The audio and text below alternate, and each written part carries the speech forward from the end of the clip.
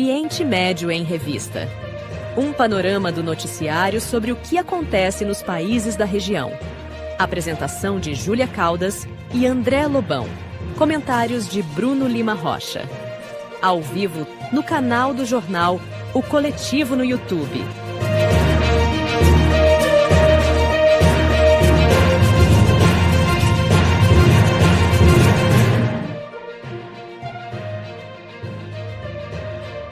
Olá, eu sou André Lobão e comigo estão Bruno Lima Rocha e Mohamed Ali.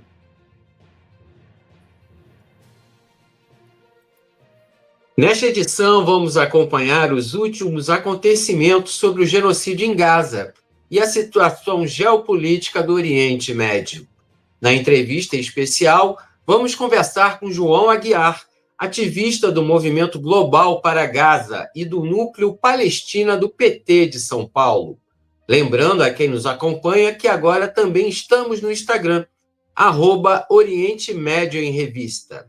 Não se esqueça de se inscrever no canal e deixar a sua curtida aqui no vídeo desta transmissão. E agora, o nosso editorial com Bruno Lima Rocha. Agora, no Oriente Médio em Revista, editorial.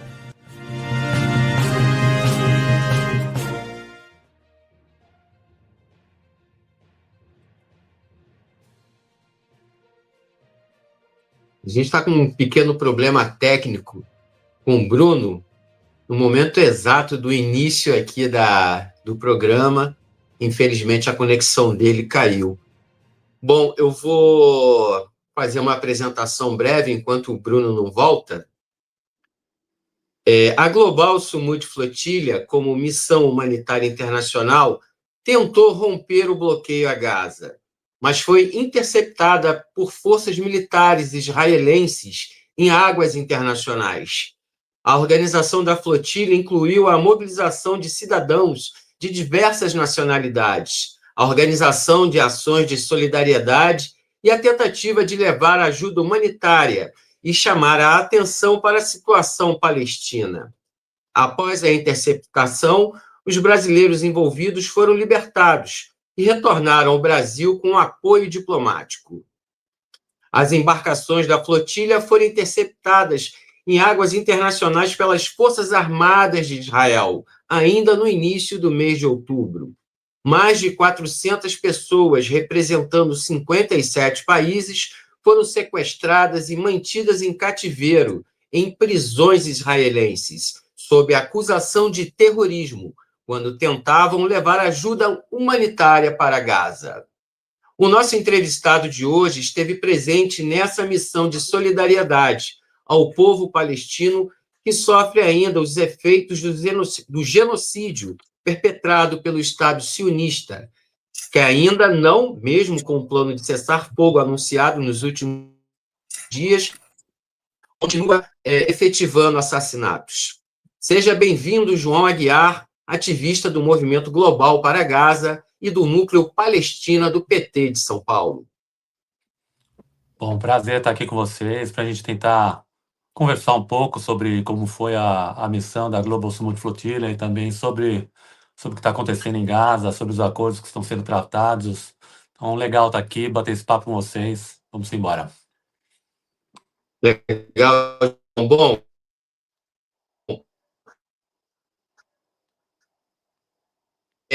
ela sobre o genocídio contra o palestino em Gaza. Bom.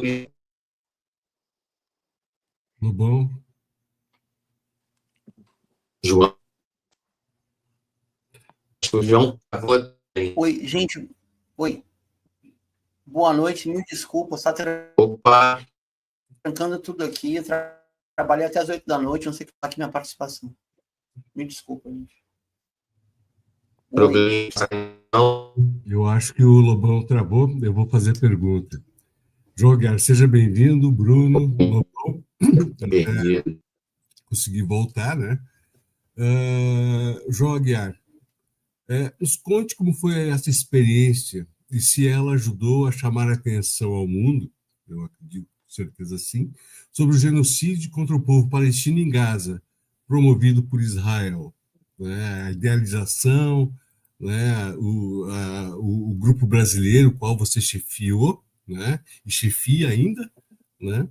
Por favor, nos conte um pouquinho do início dessa história toda.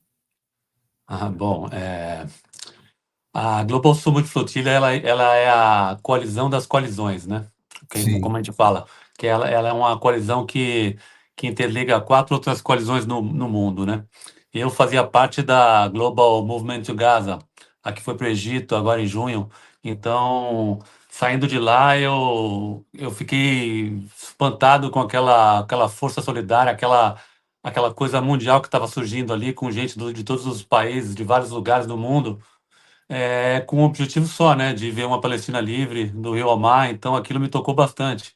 E quando voltamos de lá do Egito, eu percebia que a gente necessitava de ter uma delegação brasileira que não existia naquele momento. Naquele momento a gente tinha ido como parte da delegação portuguesa. Então, a partir do momento que a gente voltou e viu que não tinha uma delegação brasileira, a gente começou a se juntar às pessoas que tinham ido para Global, para a marcha para Gaza. Então, nos juntamos para tentar fazer uma delegação brasileira. E nos juntamos com o pessoal da Freedom Flotilla também. Então, assim acabou surgindo a delegação brasileira. Então, somos vários coordenadores, gente da Freedom Flotilla, gente da Global Movement to Gaza. Então, como a gente viu que não tinha uma delegação brasileira, a gente viu que era extremamente necessário ter isso. Um país com mais de 220 milhões de habitantes não tem uma representatividade, numa conexão solidária mundial, então não fazia sentido. Então, por isso, a gente fez todo o esforço para a gente poder estar junto e conseguir levar mais brasileiros possíveis para estar junto dessa grande onda mundial solidária que está surgindo agora. eu posso dizer para ti que eu sinto o maior orgulho de vocês representando o nosso Brasilzão, né? Botando a vida em risco, e é fato de botar, né? Por mais que vocês remetam o heroísmo, a Gaza, que é heróica, né? Vocês fizeram, né? Nos sentir também representados num ato de muita coragem, muita bravura, né? Então eu quero te agradecer, João, né? Em toda essa representação brasileira, essa solidariedade que levou um pouquinho do jeitinho brasileiro, nosso carinho, né? E o Brasil ele é cheio de várias origens, várias etnias, né? Vários folclores, tradições, e a gente chegou perto, mas muito bem representado por vocês, pela coragem de vocês. Receba esse grande abraço, né? E a minha admiração pessoal, né, pela coragem de vocês e também em nome do nosso comitê de Santa Cruz do Sul aqui. André ou Bruno, o editorial? O Bruno, você pode fazer um editorial rapidinho? Posso. Agora, no Oriente Médio em Revista, editorial.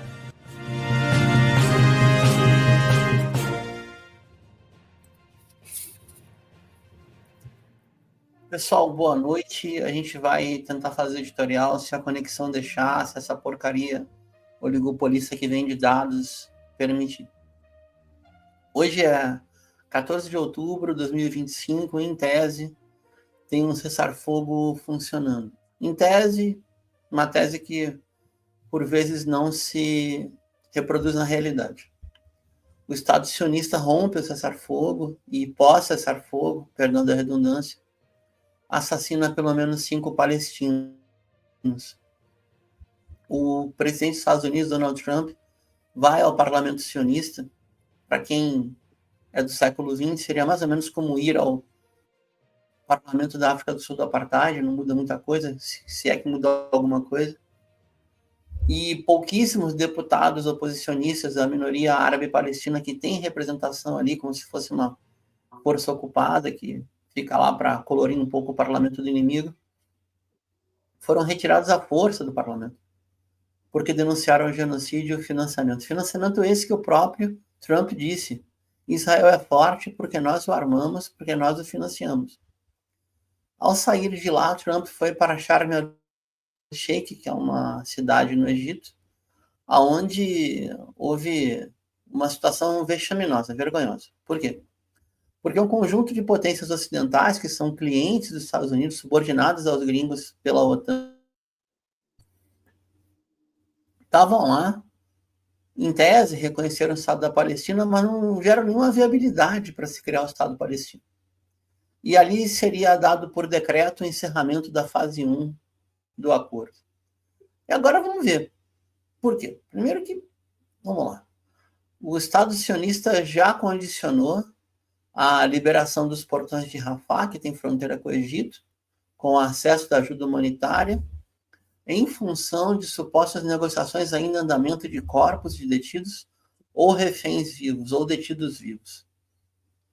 A gente vê as condições que saem os detidos de Israel nos túneis da resistência palestina, mesmo sob bombardeio, e são muito melhores, que são muito menos piores do que dos sequestrados palestinos nas masmorras sionistas. E ainda assim, o cálculo de chegada, né, a vida de 24 sionistas equivale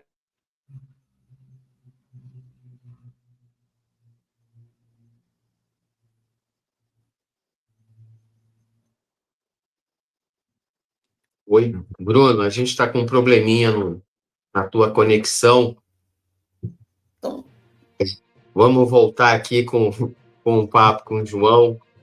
Daqui a pouco o Bruno volta com a gente. Mohamed, só para informar, né, que a gente está no momento com transmissão simultânea para os seguintes canais, né? O canal da Geopolítica, a Voz Trabalhadora, claro, o Oriente Médio em Revista e o Brasil de Fato, Rio Grande do Sul. Você que está acompanhando essa transmissão, curta e compartilha aí o nosso conteúdo. Mohamed, é com você a sequência da pergunta ao João. João, né, você foi, né, ao final sequestrado, né, pelos militares israelenses, né? Me conte como foi essa abordagem inicial que se sucedeu, os seguintes ao sequestro, quais as situações que vocês foram submetidos no cativeiro, a prisão sionista, como vocês foram tratados, né? E antes disso, né, também quando eles tentaram atacar vocês ou intimidar vocês.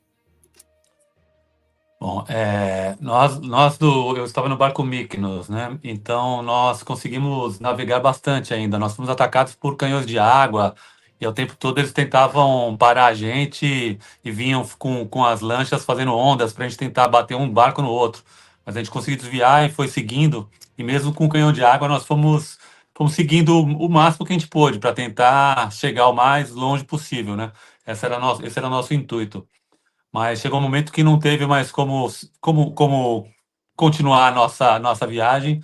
Tivemos que desligar o motor e eles invadiram de forma muito rápida.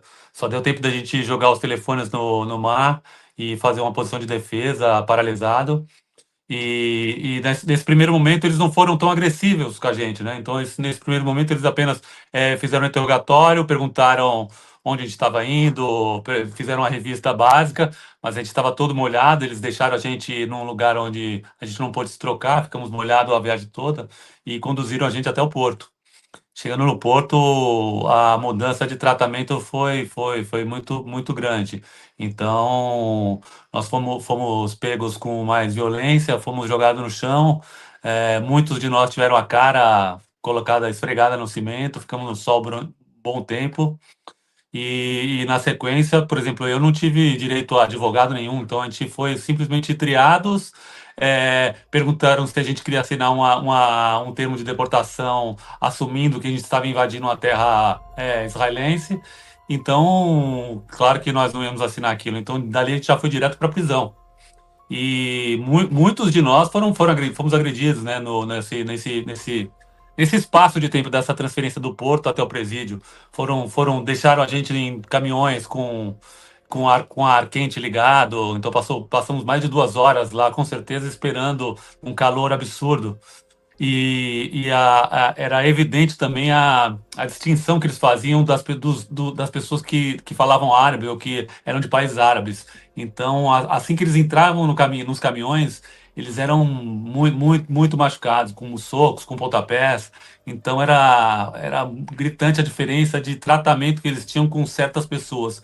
Então o racismo do Estado sionista ele é evidente em todos os momentos, em todas as ações que eles fazem. Então é um Estado racista e era evidente isso lá no quando a gente estava sendo levado até o presídio. Lá no presídio nada mudou, continuou da mesma forma. As pessoas de origem árabe eram muito pior tratadas, vamos dizer assim, do que as outras pessoas. Era uma coisa muito gritante para a gente. Houve diferenciação em ser latino ou europeu também? Europeu, claro que eles tinham um tratamento diferenciado, em salvo algumas exceções, né, de pessoas que também elevavam muito o tom do protesto, então eles levavam o mesmo tipo de tratamento, mas era evidente a questão do pessoal da Líbia, da Tunísia, da Turquia, da Argélia, o tratamento era diferente e a violência era muito mais forte. Mas me surpreendeu muito, são pessoas e ativistas e companheiros muito duros e resistiram bravamente.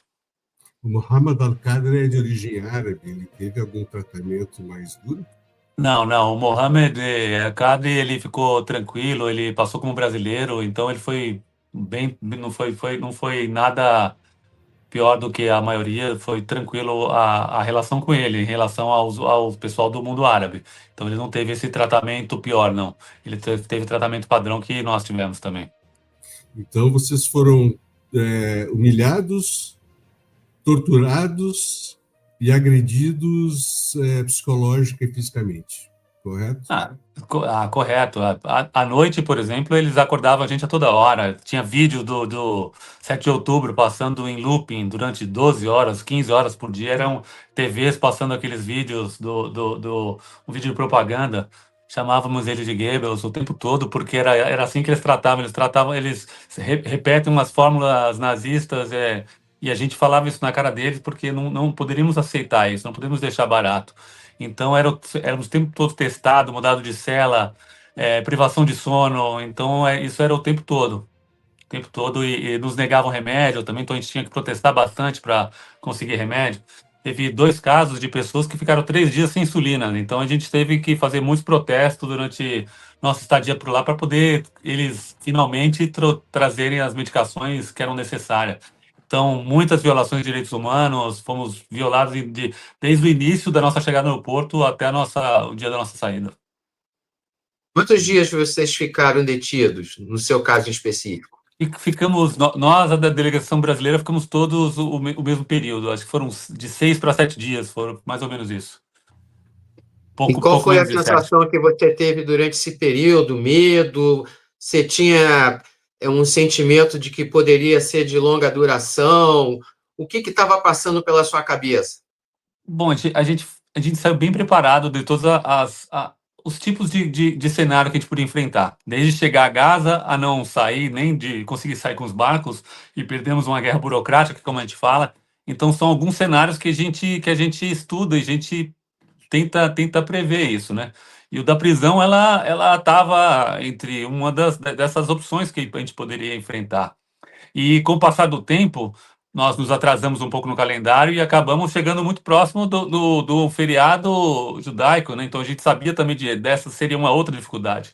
Então a gente estava com isso mais ou menos na cabeça, de que poderíamos ficar alguns dias, poderíamos ficar mais, mas estávamos preparados para, se precisasse ficar mais, ficaríamos. Não teria problema.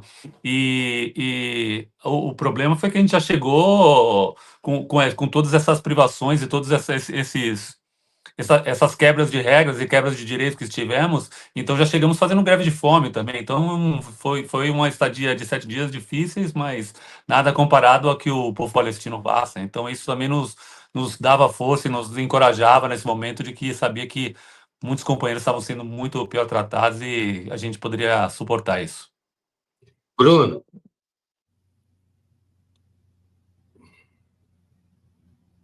O Bruno acho que está com problema ainda. Vamos Bruno? tentar, né, gente? Vamos tentar, que essa conexão tá horrível. Eu tô ouvindo todo mundo. Oi? Ok. Vocês me ouvem? Pode Sim. falar, Bruno. Me escutam? Ok. Sim. João, obrigado. João, Primeiro, bem-vindo, né? Segundo, qual que é o próximo passo, né? Houve essa articulação brasileira em torno da flotilha global e existe uma articulação para além do... Já é muita coisa assim, né? Para além da ida para a flotilha, há uma nova tentativa.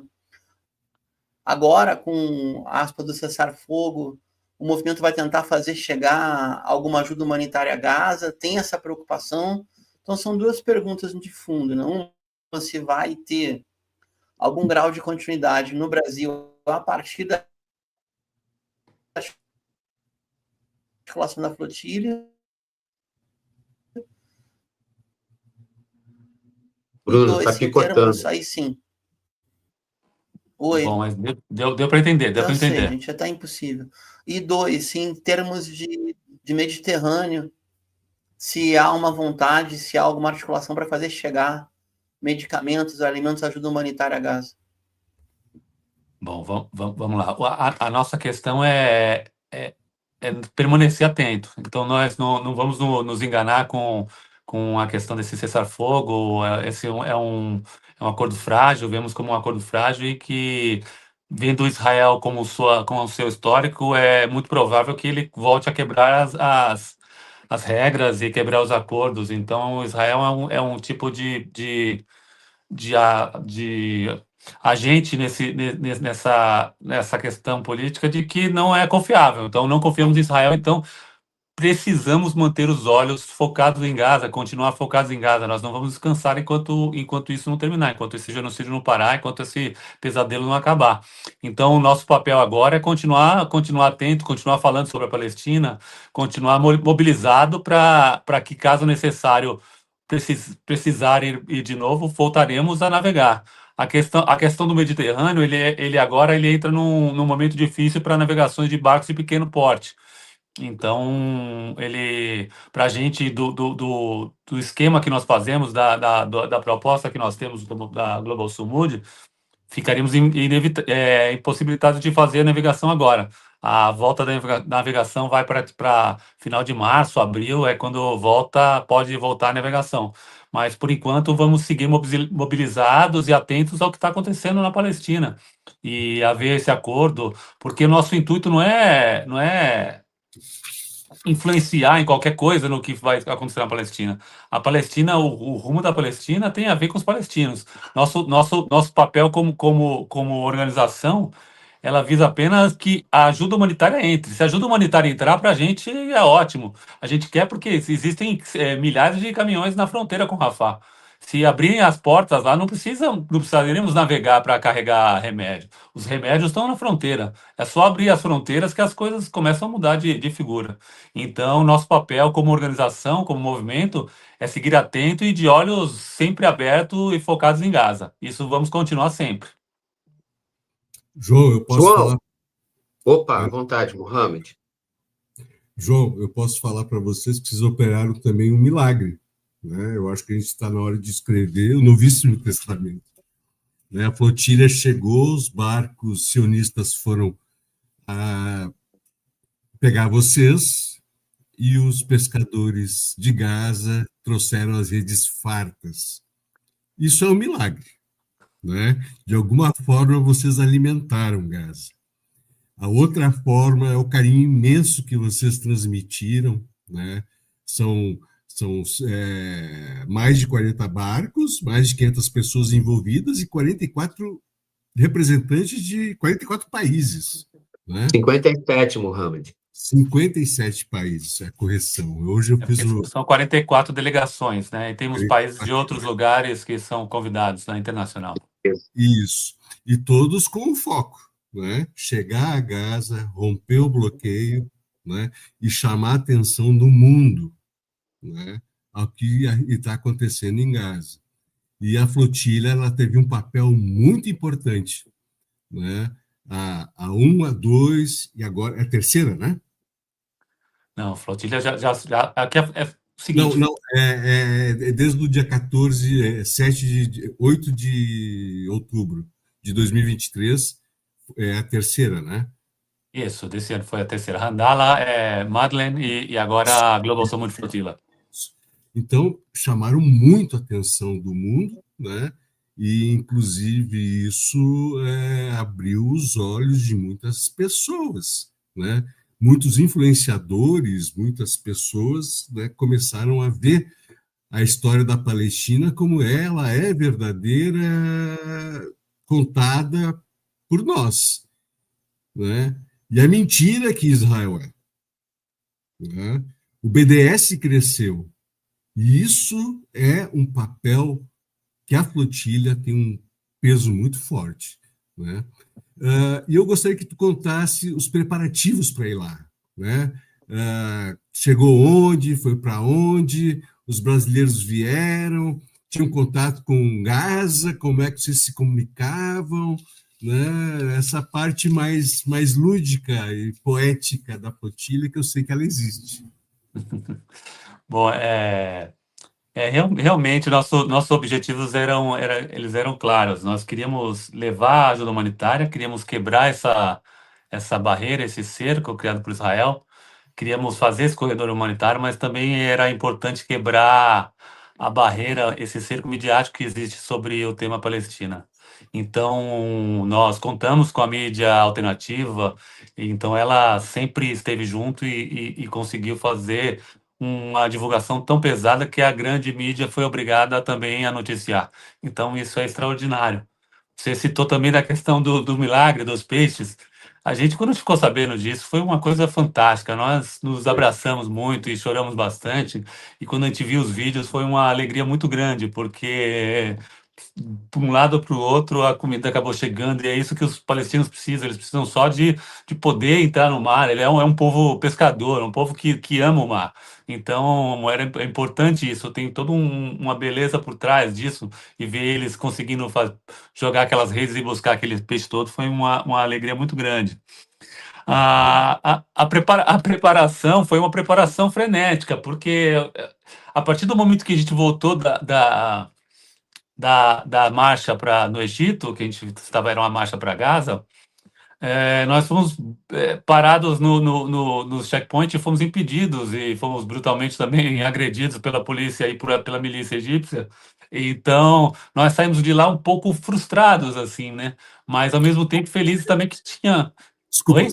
tu participou da Marcha Gaza, do pessoal Isso. que queria entrar por Rafah, correto? Isso. Nós fomos, na verdade, a gente ia parar na fronteira e exigir que abrissem a fronteira para que os caminhões com ajuda humanitária entrassem.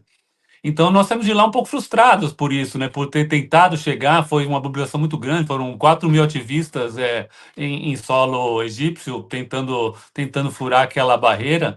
Foi muito marcante para mim.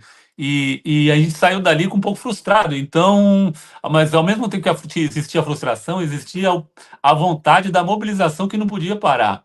Então, a coisa já foi criando um corpo e já foi pensando em novas opções de como a gente poderia chegar. E foi aí que foi feita essa grande coalizão, né? Então, se juntaram pessoas de várias coalizões e se juntaram para tentar fazer a melhor forma possível, e chegamos ao consenso de que fazer uma grande flotilha e levar vários barcos para Gaza seria mais do que... Ia ser muito simbólico também essa questão dos barcos chegando. Então, de navegarmos juntos, dessa onda que se formou. Então, tudo isso foi muito importante e pesou muito para criar esse modelo e criar esse tipo de ação que foi colocado no Mar Mediterrâneo para fazer essa grande flotila. Então, foram mais ou menos 2 a 3 meses de muito trabalho, de muita articulação. Então, foi aproveitado muito as delegações da Global March to Gaza para fazer essa estrutura que já tinha uma rede criada.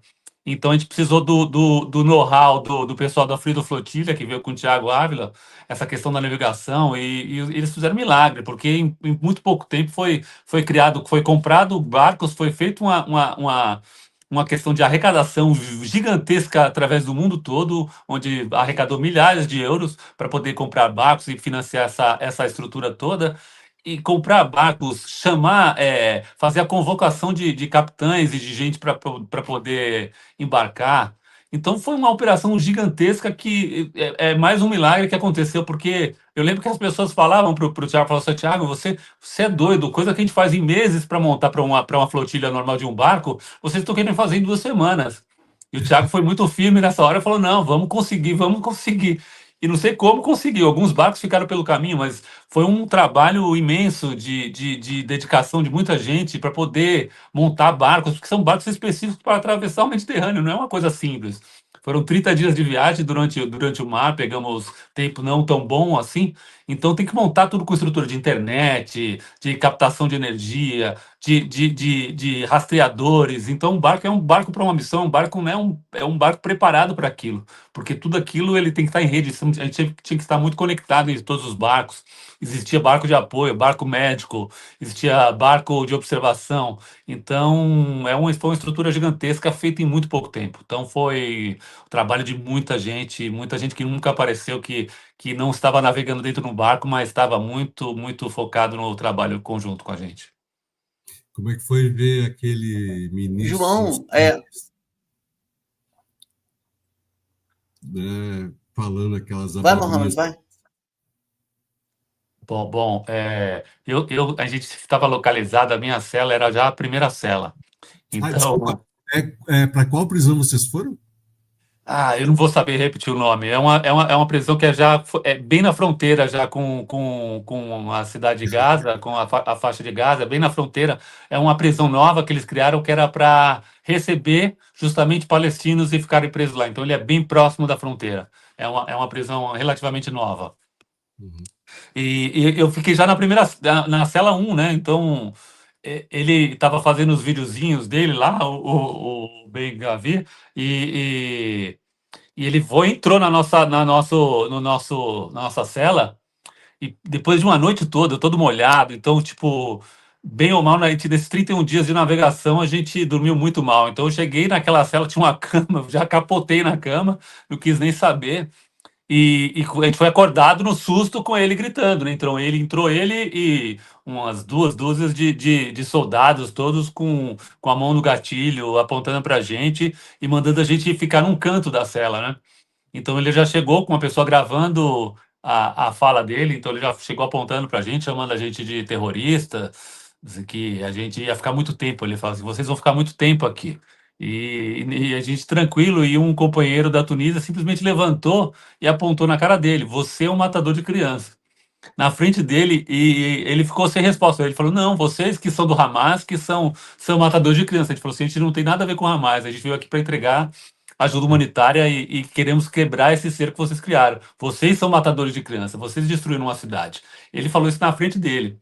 Após o ministro e os seus capangas saírem da nossa cela, foi muito emocionante, né? Que a gente começou a se abraçar e parabenizar o companheiro pela força, né? E pela coragem que ele teve de encarar aquela brutalidade, aquela exibição de força e de subjugação para gente, para cima da gente. E ele falou assim: não, eu estou com a verdade, e quando eu estou com a verdade, a gente não tem que temer nada. Nós estamos com a razão. Então, isso foi muito forte. Foi logo no primeiro dia, a gente se abraçou muito, e ali a gente fez um pacto tranquilo, e estávamos em 11, e os 11 estavam fazendo greve de fome e mantivemos firme durante todos os dias. Legal. Bruno, Gente, se eu não trancar, posso fazer uma pergunta, se eu conseguir? pode. Oi. Eu acho que você está Eu queria travado. retomar um pouco para é um inferno isso aqui, cara. Agora me escuta, por acaso? Sim, sim. Tá, não, vamos tentar, vamos lá, paciência.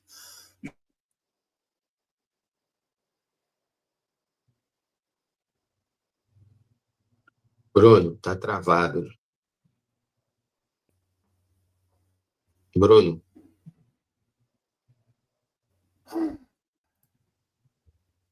Bom, tá difícil, Vou Bruno. tentar a última vez, senão eu desisto. Tá complicado. João, de forma rápida, como é que foi no Egito essa marcha anterior? Porque eu imagino 4.000 pessoas dentro do Egito, sob o governo do general Sisi. Em que momento se deu a repressão? permitiram que vocês marchando até o Sinai. Como é que vocês foram para o Sinai? Foram de veículo? Foram a pé? É quase impossível ir a pé. Como é que chegaram lá? Era uma caravana motorizada? E a repressão se deu por parte de quem? Do exército egípcio, de uma força paramilitar, de beduínos leais ao governo do Cairo? Como é que se deu isso daí? Bom, a repressão no Egito, ela começou antes da gente chegar. Então, a gente, quando a gente tinha um protocolo para seguir para não parecer que estávamos indo para a marcha. Então, era hilário, porque eu cheguei no aeroporto e eu vi aquela multidão de gente, parecia que eu sabia quem que era quem, parecia que todo mundo estava indo para a marcha, porque estava lotado, e você via o estilo das pessoas com as bolsas, a gente com sleeping bag, gente com essas coisas, então você já sabia, o nosso papel era tentar falar que éramos apenas turistas comuns. Nós chegamos, nós tínhamos um ponto de encontro que foi dado no dia de seguir para a marcha, que a gente ia até Ismailia, e de Ismailia a gente ia pegar um outro ônibus e ir até o deserto, e de lá do deserto a gente ia marchar durante 3 dias durante o deserto. Só que antes de chegar a Ismailia, a gente parou como é uma área militarizada, então ele tem barreiras, né? Então na verdade a gente foi cada um separado, fomos de táxi, de Uber, de ônibus, então foi de várias formas, fomos desse sentido, né? Sentido a Ismailia. Então a gente tinha um ponto de encontro em Ismailia, de lá a gente sairia de ônibus até o deserto, onde seguiríamos caminhando e marchando. Mas o problema é que antes de chegarmos em Ismailia, a gente já foi parado nesses checkpoints, né? Eram 2 checkpoints, a gente foi parado no segundo checkpoint, e de lá todo mundo desceu dos táxis, Ubers, transportes que estavam vindo, e ficamos lá e tentamos forçar a nossa entrada. No caso, nos concentramos nesse checkpoint, nesse segundo checkpoint, e tentamos negociar uma passagem tranquila com o governo, mas que obviamente foi negado. Inclusive, o Mandela, o Neto Mandela, nosso Chief Mandela, tava lá com a gente também nesse dia, e ele era um dos caras que estavam tentando negociar com a polícia local. Mas eles a todo tempo falaram que iam reprimir. Então foi um misto de repressão entre a polícia, que reprimiu também, que já estava com os caminhões prontos, e uma espécie de milícia deles, que depois ficamos sabendo que foram agraciados com alguma verba governamental para poder eles agredirem a gente e não ter uma questão pública, um dano público de imagem para o governo egípcio. Então, fomos agredidos inicialmente pela polícia e depois por essa espécie de milícia. E acabamos sendo jogados em caminhões da polícia e fomos largados no meio da estrada depois. Então, foi um pouco frustrante isso, a nossa não chegada a Rafah, mas isso também nos deixou mais forte para nos mobilizarmos novamente para hoje estarmos com uma grande coalizão mundial, com espaço em vários países, então isso para a gente também foi muito importante. João, voltando ao cativeiro, que eu vou chamar isso de cativeiro, não de detenção no território ocupado, teve momentos que você olhava para os seus algozes, para os soldados e oficiais israelenses, o que você enxergava ali? Qual a leitura que você teve em relação ao semblante deles? Você via ódio? Em algum você chegou a ver algum momento de compaixão, alguma coisa assim? Ou você tinha leitura de ódio naquelas faces? Olha, não se confia não existe soldado da IOF bom, então a gente já aprende isso de cedo, a gente não acredita que nenhum dali pode ser, eles são pagos para torturar palestinos, moer palestinos ali naquele ambiente que a gente estava. Eles, claro, não podiam fazer as mesmas coisas que eles faziam com os palestinos, de torturarem mais forte e até matarem com a gente, porque a opinião pública estava mobilizada. Então, seria impossível eles fazerem alguma coisa tão ruim como fazem com os palestinos com a gente. Então, por mais que eles se esforçassem, dava para perceber um pouco de frustração da parte deles por não poder agir como de costume eles devem agir ali. Então, a gente tinha consciência disso, que ali era um lugar de massacre e de tortura de corpos palestinos. Então, dava para se notar a falta a falta de São paciência que eles máquinas, estavam tendo. se transformaram em máquinas, João.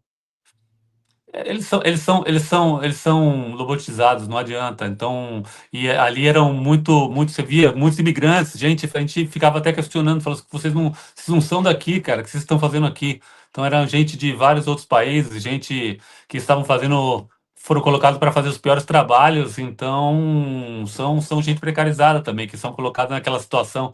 Então, é muito triste ver, porque é um ambiente terrível, não é um ambiente nem de se estar, nem é um ambiente de se trabalhar, não é um ambiente de se frequentar, é um ambiente terrível que não devia existir.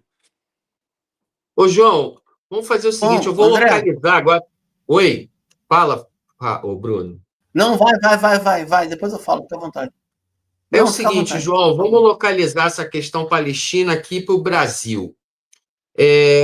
Durante esse período de 2 anos, o presidente Lula tem criticado muito, tem denunciado que existe de fato um genocídio, isso aí o mundo está vendo.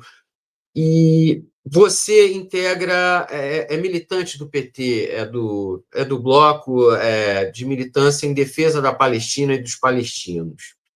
Como é que você avalia a posição do governo Lula, que não consegue, de fato, romper laços com o Estado de Israel? Olha, faço parte do núcleo palestino do PT e nosso papel como núcleo e como parte do partido é tentar guiar o partido para uma certa tendência, para um certo rumo, no rumo que nós acreditamos na causa palestina. A questão do governo Lula uma coisa é partido, outra coisa é governo. Então a gente tem que ter essa consciência disso, que por nós teria muito mais passos, mas a gente entende que a questão política também não é simples e tão fácil de se manejar. Mas é claro que a gente entende que o governo tem dado passos significativos. Então, inclusive, o Ilan Pappé veio aqui no Brasil e comentou que nós podemos, enquanto os países europeus não derem passos mais significativos, não podemos criticar o governo Lula e nem pedir mais do governo Lula. Em certa parte eu concordo, mas também eu acho que é nosso papel, nosso dever como militante também está sempre pedindo e cobrando um passo além. Nós entendíamos que a questão diplomática tinha uma questão de problema por haver muitas pessoas, muitos presos que estão em Israel e que depende desse apoio consular mínimo que tem, porque apesar de tudo nós temos uma relação rebaixada com Israel. Então entendemos isso. Mas confesso que após ter visto o tipo de trabalho da embaixada, dos funcionários da embaixada de carreira que estão lá, que vale salientar que são remanescentes do governo anterior, eu já tenho dúvidas em relação à necessidade de mantermos qualquer corpo consular em Israel. Em relação a um corte de relações comerciais, eu estou completamente de acordo com vocês. Eu acho que o Brasil já passou do tempo, acho que a gente precisa cobrar cada vez mais e que espero que o Lula dê esse passo além, dê esse passo adiante para a gente romper todos os tipos de relações comerciais. Não é fácil porque tem que ser um MP de cima para baixo, porque senão estados, municípios e associações continuam também mantendo relações. Então tem que ser uma coisa muito bem pensada e muito articulada para ser uma coisa, um projeto que baixe tudo e que proíba qualquer tipo de relação, seja ela em qualquer esfera, municipal, federal, estadual e também instituições governamentais ou não. Então temos que cortar qualquer tipo de relação com o Estado terrorista de Israel. Concordo contigo plenamente, João Aguiar. Eu acho que também vale a pena da pressão dos comitês, das câmaras de vereadores e nas câmaras de deputados estadual, né? E ao deputado federal. E também, né, uma grande decepção que eu tive, né, lógico, não esperava outra coisa, eu já vinha falando, mas não precisava falar dessa forma, o Jacques Wagner, né? Para mim, né, considerar a resistência uma forma de eliminação, eu acho que ele ultrapassou todos os limites. No programa anterior, eu defendi a expulsão dele, né? Nós vivemos, na época do governo, do golpe da Dilma, com os bolsonaristas fazendo arminha, né, para metralhar a petralhada, e nós éramos resistentes, muitos se esconderam, nós ficamos, né, eu faço parte do partido, né, Não, Então, essa do Jacques Ô, Wagner João, também. você acha que falta uma autocrítica da própria direção do partido em relação ao que acontece, principalmente depois dessas declarações do Jacques Wagner? olha, teve muita nota de vários diretórios, de vários municípios, de vários. Então, foram muitas notas também. Então, a gente entende que, tipo, pode ter o contraditório, mas eu acho que o companheiro Jacques Wagner passou de qualquer limite aceitável nos tempos que a gente está. Ele fazer uma fala como essa não cabe no partido. Uma coisa, ele está falando como petista, então ele não podia ter uma fala tão infeliz como essa. Então, não sei se é caso de expulsão, mas é um caso de qualquer tipo de sanção ao companheiro Jacques Wagner era mais do que necessário, porque foi um completo absurdo que ele falou.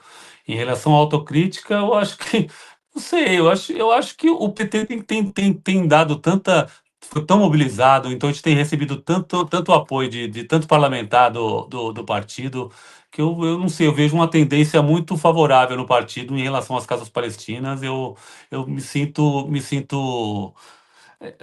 entusiasmado e confiante de que vamos dar um grande passo em breve. Eu sinto essa energia no partido. Bruno? Vamos lá, se a internet deixar. João, eu acho que aí a gente está falando de governo, tá? Então a pergunta vai nesse sentido. Esse programa já entrevistou, ele tem de origem palestina, mas é um comissário de polícia civil, é o topo da carreira para quem entra como agente, o comissário Mohamed Jihad, que ele tem todo um dossiê da presença do Mossad no Brasil.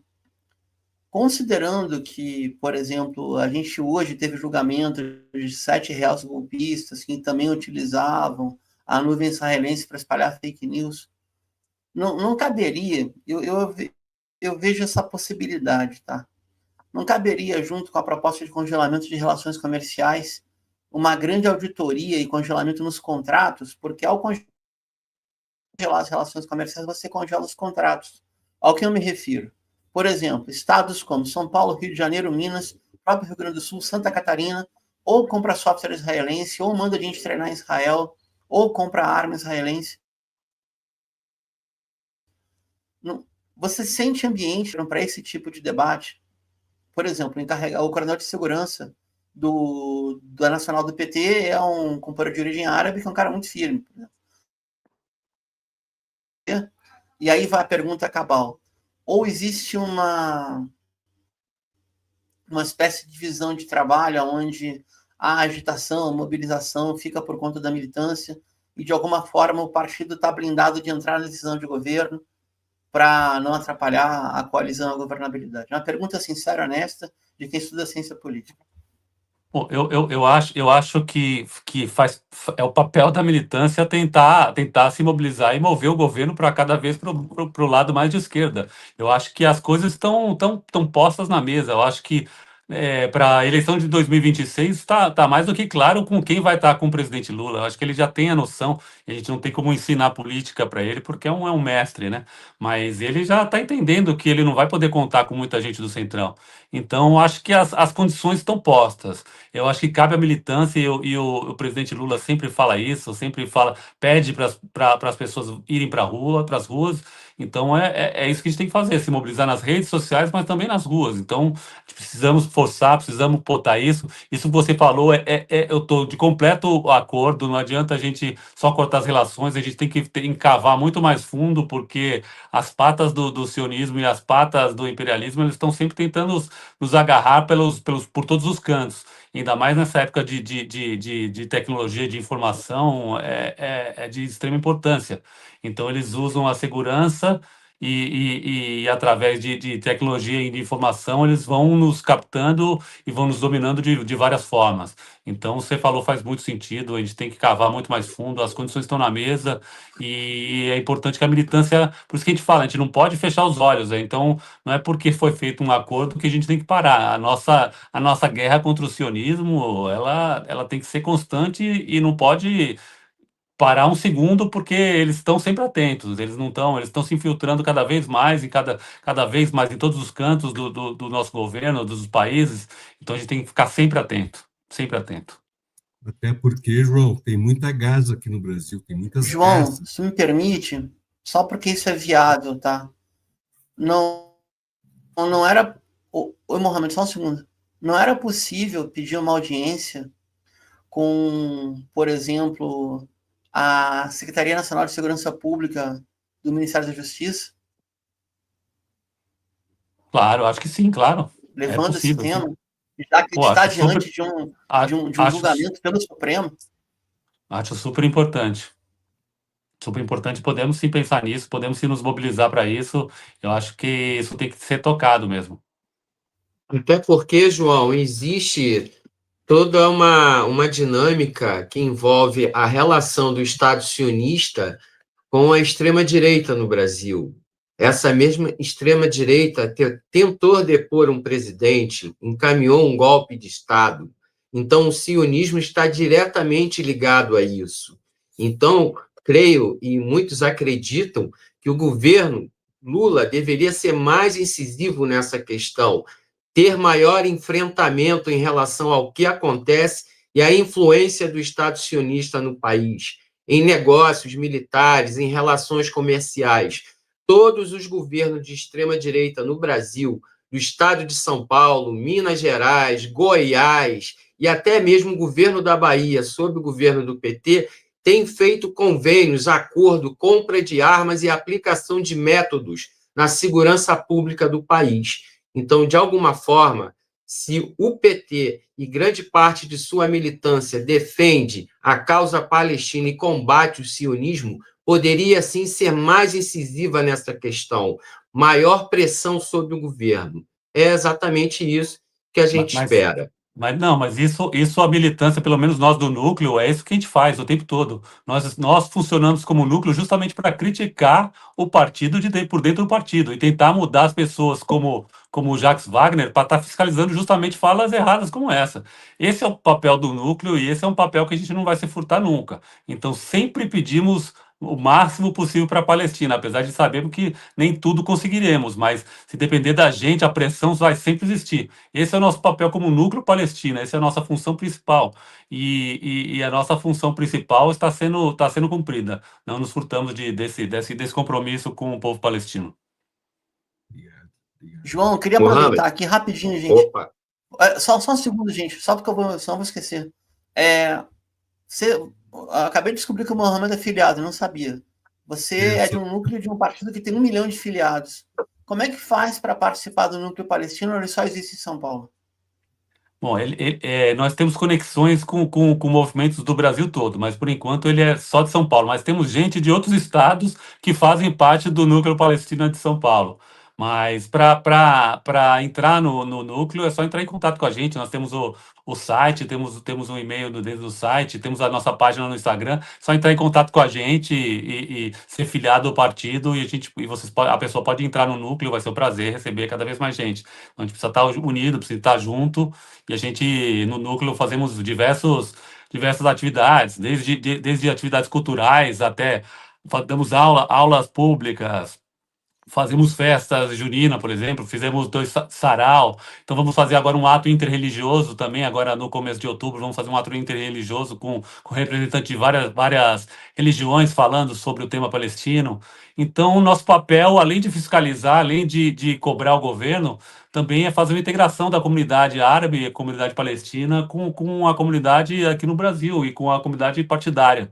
Então, é nosso papel também fazer essa integração e também desenvolvemos missões também de resgate. Agora estamos negociando um resgate de umas crianças palestinas. Então, é um trabalho que envolve Ministério da Saúde, Ministério das Relações Exteriores. Então, são vários ministérios juntos para a gente tentar fazer um resgate de umas crianças palestinas que vão ser tratadas aqui pelo SUS. Então, o papel do núcleo vai muito além. Então, não é só fiscalizar apenas o governo, mas também desenvolver diversas atividades. Então, quem quiser participar do núcleo, quem quiser contribuir com o núcleo, então é só entrar nas nossas redes, é Núcleo Palestino PT. Núcleo Palestino no PT, e também pelo nosso site, www.nucleopalestinadopt.com.br. Então dá uma olhada lá, Instagram? fala com a gente. Tem Instagram? Tem Instagram, Núcleo Palestina do PT. Ok. João, já estamos chegando no horário. A gente agradece a sua participação e o microfone fica aberto aí para as suas considerações finais, agradecendo muito a sua presença. Bom, eu Muito agradeço mesmo, também demais. obrigado, hein? Muito bom. Bom, eu agradeço demais o convite. É sempre importante estar falando da Palestina, sobre o tema palestino, que, como falo, a nossa missão, além de furar o bloqueio físico, é furar o bloqueio midiático, e é falando da Palestina que a gente vai conseguir furar esse bloqueio. Então, não somos heróis, somos apenas cidadãos comuns que resolveram dar um passo além, e assim como nós, todo mundo pode dar um passo além, poder fazer alguma coisa, é falar sobre a Palestina, denunciar, fazer os boicotes sobre as empresas que financiam toda essa coisa. Então, todo mundo pode dar esse passo além. Muito obrigado a todo mundo. Valeu.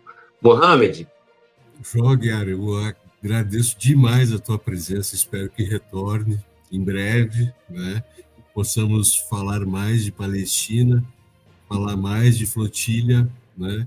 Eu gostaria também de falar, né, um pouquinho sobre as últimas coisas que vem acontecendo, né? Sobre o cessar-fogo que não cessou, né? Infelizmente ele é uma mentira, mais uma vez uma mentira sionista, né?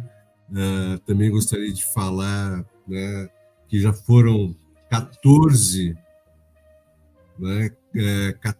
eventos de quebra de cessar-fogo pelo sionismo foram realizados.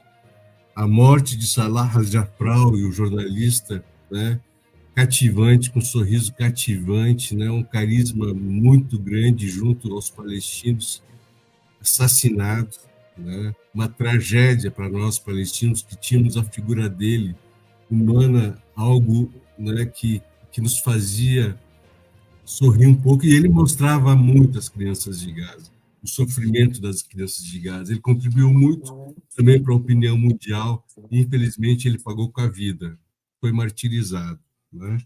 E esses acordos, essas coisas que estão acontecendo agora, né, eu gostaria de ver se o Bruno ele tem condições de falar um pouquinho, né?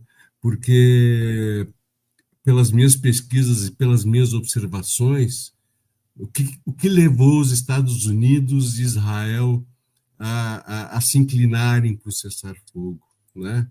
Eu fiz uma pesquisa, né? O primeiro foi o esgotamento militar, né? Falhas na estratégia. Eles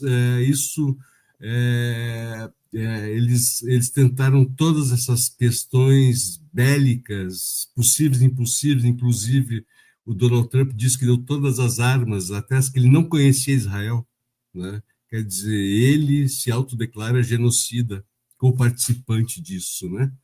E eles não conseguiram nada, não conseguiram libertar ninguém, só através da diplomacia. Eles tiveram um isolamento diplomático muito grande, né? Pressão econômica eleitoral, crise política interna, até mais nos Estados Unidos, talvez, do que Israel, né? A questão dos próprios republicanos, com essa questão do Charles Kirk, né? Do outro entrevistador e o outro guru também, falando que está sendo agora mais Israel first do que Estados Unidos first, e quem domina a política, a diplomacia no exterior é o sionismo, né? E só se fala amém. A pressão dos aliados árabes moderados, os entreguistas árabes, né?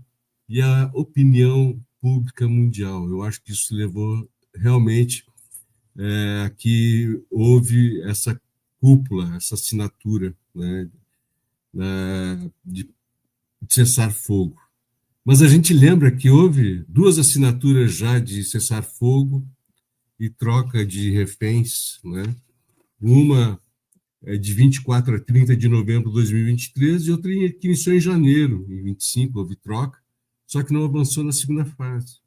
Então a gente está chovendo no molhado de novo. Nós vemos o Líbano, que foi cacifado pela França e Estados Unidos, e que o cessar-fogo já foi quebrado mais de 4.000 vezes, né? O de Gaza, né, começou ontem e já estão falando e já quebraram 14 vezes, matando jornalista, não respeitando o acordo de libertação do Dr. Hussein al-Safia e nem de Marwan Barghouti, né, o Mandela palestino. Né?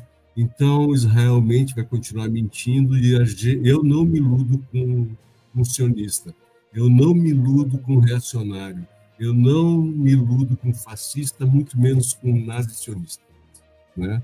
Então, essas coisas elas estão na mesa, é uma ilusão, né? Vamos ver os próximos passos. Eu espero estar enganado, mas tudo leva a crer que não estou. Bruno. Eu vou tentar encerrar, se a conexão permitir, uma notícia que, obviamente, saiu pela Hispan TV, saiu também em língua portuguesa, na Hispan TV Brasil, e não saiu em lugar nenhum. Ontem, segunda-feira, 13 de outubro, ele é membro do Burô Político do Hamas, tá? Osama Hamdan deu uma entrevista para Al-Manar. Al-Manar é a cadeia vinculada ao Hezbollah do Líbano.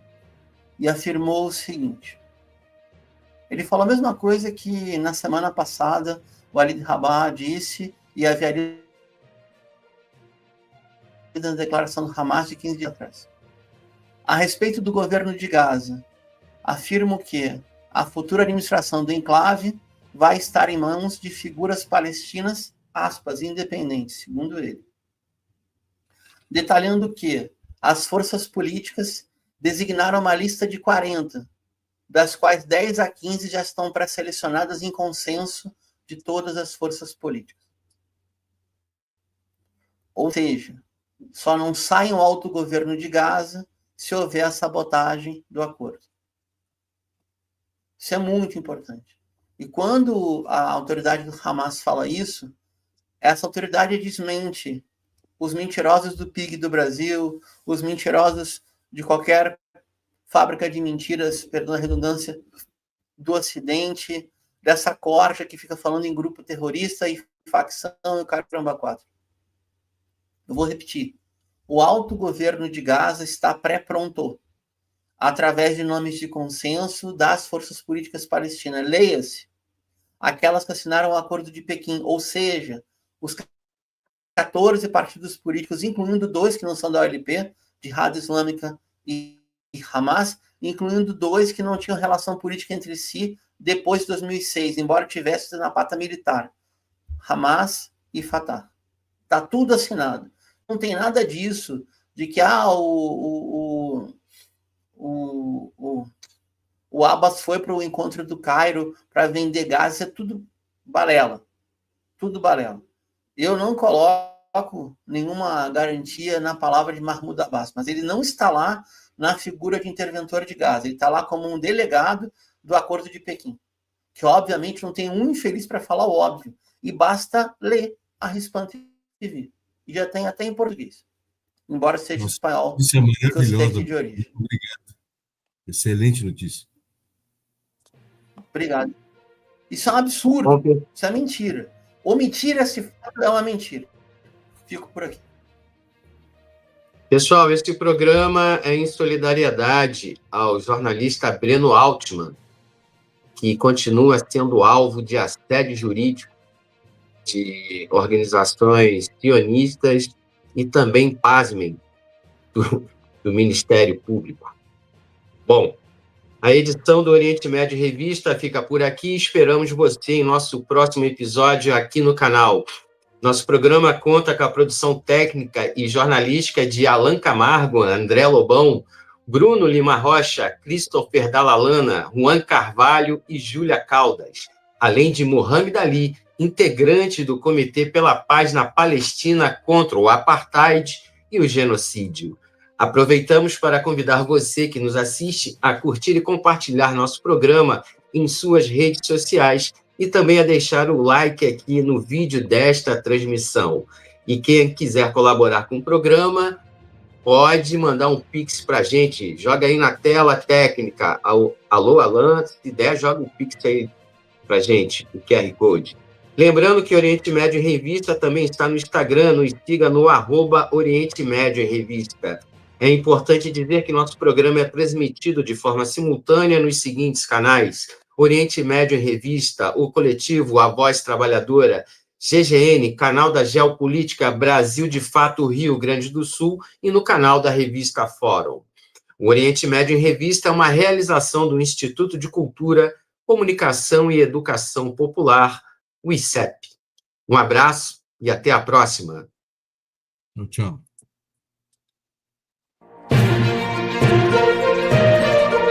Oriente Médio em Revista.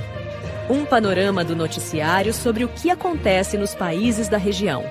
Apresentação de Júlia Caldas e André Lobão. Comentários de Bruno Lima Rocha. Ao vivo no canal do jornal O Coletivo no YouTube.